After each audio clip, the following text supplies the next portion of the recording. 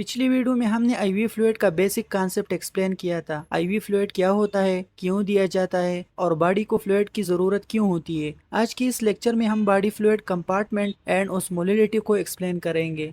तो चलो स्टार्ट करते हैं।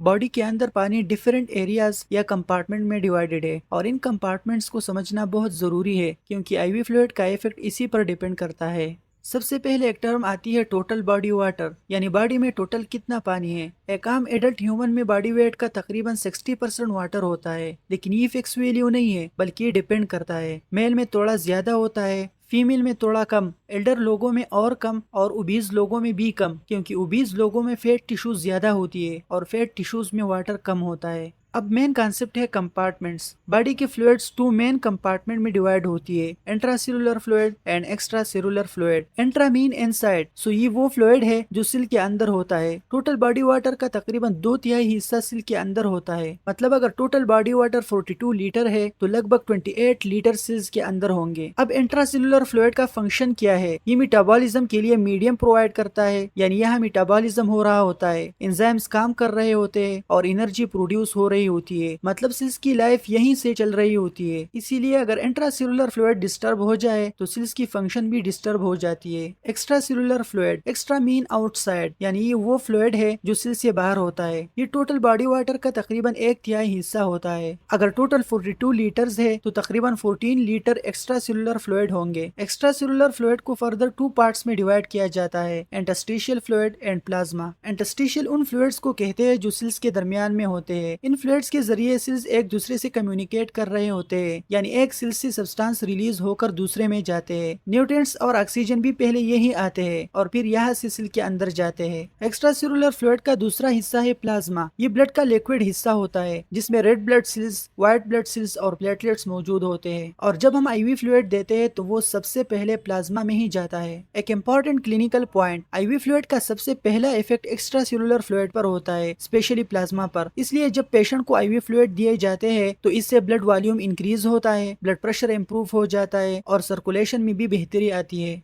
दूसरा इंपॉर्टेंट कॉन्सेप्ट है ओस्मोलैरिटी। अब थोड़ा सा ब्रेन यूज करना पड़ेगा, लेकिन मैं इसे आपके लिए बहुत इजी बना देता हूँ। ओस्मोलैरिटी क्या होती है? सिंपल लफ्जों में ओस्मोलैरिटी का मतलब होता है फ्लूइड में डिजॉल्व पार्टिकल की कंसंट्रेशन यानी क्वांटिटी, यानी एक सोल्यूशन कितना गाढ़ा है या कितना डाइल्यूटेड है। एक एग्जाम्पल से समझने की कोशिश करते हैं। अगर आप पानी में बहुत ज्यादा नमक डाल दे तो वो सोल्यूशन कंसंट्रेटेड यानी गाढ़ा हो जाता है, और अगर सिर्फ थोड़ा सा नमक हो तो वो डाइल्यूट होता है। यही कॉन्सेप्ट बॉडी फ्लूइड में भी होता है। Role of water movement in our body. क्या आपको पता है कि बॉडी में वाटर हमेशा मूव करता रहता है, लो कंसंट्रेशन से हाई कंसंट्रेशन की तरफ, यानी जहाँ पार्टिकल्स कम हो वहाँ से जहाँ पार्टिकल्स ज्यादा हो वहाँ पर वाटर शिफ्ट होता है, और इस प्रोसेस को कहते हैं ओस्मोसिस। फॉर एग्जाम्पल इमेजिन करो सेल के अंदर ज्यादा सॉल्यूट्स यानी पार्टिकल्स है और बाहर कम है, तो क्या होगा? पानी बाहर से अंदर जाएगा और सेल साइज में इजाफा होगा, यानी सेल स्विल करेगा। अगर अपोजिट हो, सेल से बाहर सॉल्यूट्स ज्यादा है, अंदर कम है, तो वाटर सेल से बाहर निकलेगा